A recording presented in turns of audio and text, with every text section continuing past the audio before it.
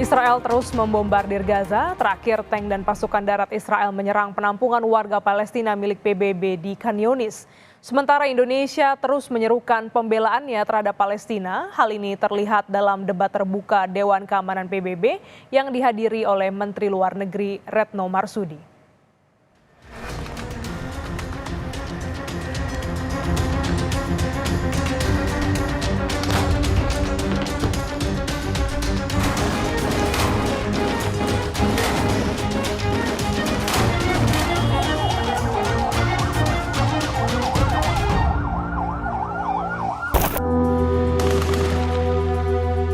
Militer Israel kian membabi buta menyerang wilayah Gaza.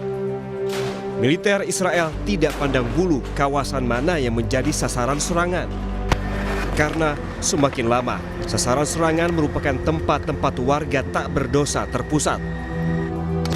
Terakhir, tank dan pasukan darat Israel menyerang penampungan warga Palestina milik PBB di Khan Younis. Pejabat PBB menyebut serangan juga mencakup wilayah rumah sakit Nasser dan sejumlah fasilitas kesehatan lainnya. Tak puas membunuh warga di pengungsian, tank Israel juga menembak ke arah kerumunan warga yang sedang mengantre mendapatkan makanan. 20 orang tewas dan 150 lainnya luka-luka. Para korban segera dibawa ke rumah sakit untuk mendapat pertolongan. Pertempuran di Khan Younis membuat 2 rumah sakit tak dapat dijangkau, sementara 1 rumah sakit lainnya kini harus mengevakuasi pasiennya ke lokasi yang lebih aman. Akibatnya, banyak pasien yang telantar dan dirawat dengan cara yang tidak memadai. Seorang korban luka dalam serangan ini mengatakan dirinya sedang mengantre bantuan pangan, namun ada tank Israel yang datang dan tiba-tiba menembak ke arah kerumunan. رايحين نجيب طحين لسنا في المقاطير ضربوا علينا 4 قذايف استشهد شباب وتصاب شباب وانا تصابت في الجري وفي ايدي.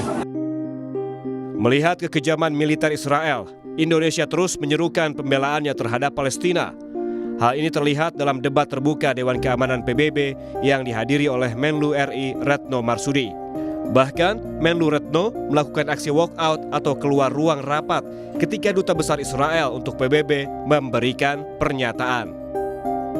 Indonesia sudah hadir 3 kali dalam debat Dewan Keamanan PBB membahas konflik Israel-Palestina.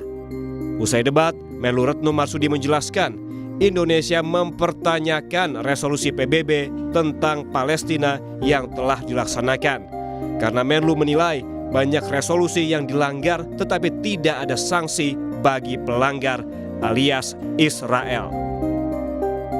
Saya juga menyampaikan kemana Palestina harus mengadu jika DKPBB selama berpuluh-puluh tahun gagal menjalankan resolusi yang dibuatnya sendiri. Sementara Israel membunuh rakyat Palestina tanpa dihukum. Sekali lagi saya mendesak anggota Dewan Keamanan untuk segera menghentikan ketakutan yang setiap hari dihadapi oleh warga Palestina di Gaza dan juga di tepi barat. Saya juga bertanya di depan Dewan Keamanan PBB, apakah lebih dari 25.000 nyawa yang telah melayang ditambah dengan semakin banyaknya yang sekarat karena kelaparan dan kedinginan, termasuk bayi dan anak-anak, masih terlalu sedikit untuk kita segera bertindak.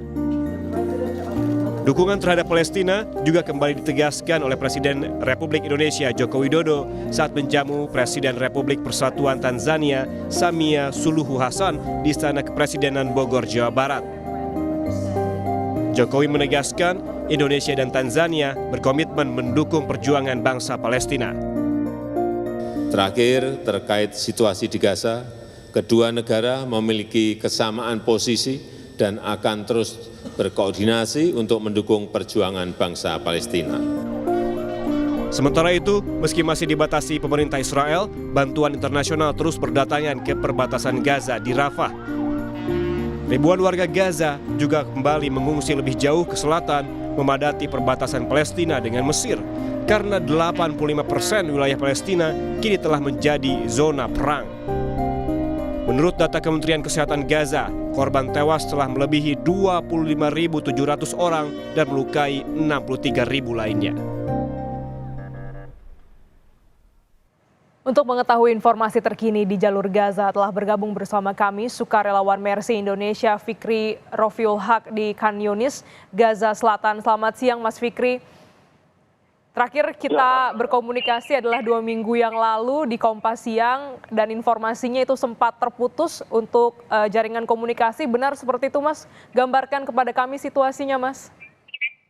Ya, selamat pagi waktu Gaza, Mbak Glenis. Memang terakhir kami mengalami kesulitan dalam berkomunikasi ya, karena memang pihak Zionis Israel ini memang mereka juga membombardir tidak pandang bulu, baik fasilitas umum ataupun seperti rumah sakit, sekolah-sekolahan PBB ataupun sekolahan pemerintah, baik juga kantor-kantor berita ataupun juga pusat base-base data jaringan Wi-Fi, sehingga memang pada Jumat lalu tanggal 12 Januari 2024 kami kehilangan koneksi jaringan internet serta koneksi jaringan kartu perdana lokal. Sampai kami mendapatkan kembali itu 1 minggu kemudian pada Jumat 19 Januari 2024. Dan setelah itu memang kondisi jaringan internet juga masih belum stabil. Ya, ketika kita sudah mendapatkan jaringan 3 hari, lalu 2 hari lagi kembali jaringan terputus. Ya, dan juga sampai saat ini jaringan internet memang masih belum stabil, mengingat juga memang serangan-serangan Israel ini masih terus membabi buta ke seluruh jalur Gaza. Baik, sempat mengalami putus komunikasi, kembali tersambung namun sempat juga terputus kembali. Tank Israel juga kan menembaki warga, kian membabi buta ya Mas Fikri, di pengungsian bahkan ketika warga ini mengantre bantuan. Bagaimana penanganan korban saat ini? Ya, memang kondisi ini sudah terjadi pada awal peperangan, pada pecahnya perang tanggal 7 Oktober 2023 lalu ya. Ketika kami masih bertugas di Rumah Sakit Indonesia, saat itu masih ada 3 relawan dari Mercy yang kami memang memilih bertahan untuk membantu masyarakat di sana, terutama pada saat itu adalah Rumah Sakit Indonesia itu sendiri, karena memang kami tinggal di Wisma Indonesia yang masih satu lingkungan dengan Rumah Sakit Indonesia. Saat itu seringkali memang pihak Israel ini terus membombardir fasilitas umum ya, seperti sekolahan PBB, seperti saya sampaikan tadi, dan juga rumah sakit. Bahkan terakhir Rumah Sakit Indonesia pun menjadi target sasaran ya pada tahun lalu, sehingga memang dalam kondisi yang sangat buruk sekali ya saat itu Rumah Sakit Indonesia dalam kondisi yang sangat buruk, obat-obatan sudah habis, tim medis juga banyak yang terbunuh ya, dan juga bahan bakar pun dari yang masuk ke jalur Gaza ya tidak ada yang sampai pada jalur Gaza Utara sendiri saat itu. Makanya saat itu kita memang berinisiatif untuk memang tetap stay untuk membantu. Saat itu kita membeli minyak goreng untuk stok bahan bakar suplai listrik yang ada di Rumah Sakit Indonesia. Dan sampai saat ini juga keadaannya tidak jauh berbeda pada hari ini ya. Rumah sakit masih terus mengalami situasi yang sangat darurat. Banyak sekali korban-korban yang terus berjatuhan. Dari Kementerian Kesehatan Palestina saya mendapatkan informasinya bahwa terdapat 25.900 warga yang sudah syahid ataupun meninggal sejak 7 Oktober lalu. Di antara mereka adalah 11.000 adalah anak-anak dan juga 7.000 lebih adalah dari kalangan wanita. Dan juga terdapat ratusan lansia serta 340 mungkin saat ini tim medis yang meninggal, baik dari kalangan dokter, perawat maupun tim evakuasi ya. Serta tidak luput juga jurnalis ya. Jurnalis juga menjadi target sasaran Israel.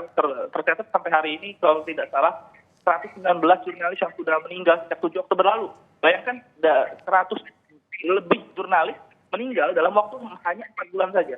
Ini menggambarkan bahwa serangan Israel ini mereka sangat random dan sangat membabi buta ya. Mereka juga melancarkan serangan ke warga sipil serta fasilitas umum yang ada di seluruh jalur Gaza. Ya, kondisi darurat untuk kesehatan bahkan juga di tempat pengungsian ini terus mendapat serangan dari Israel.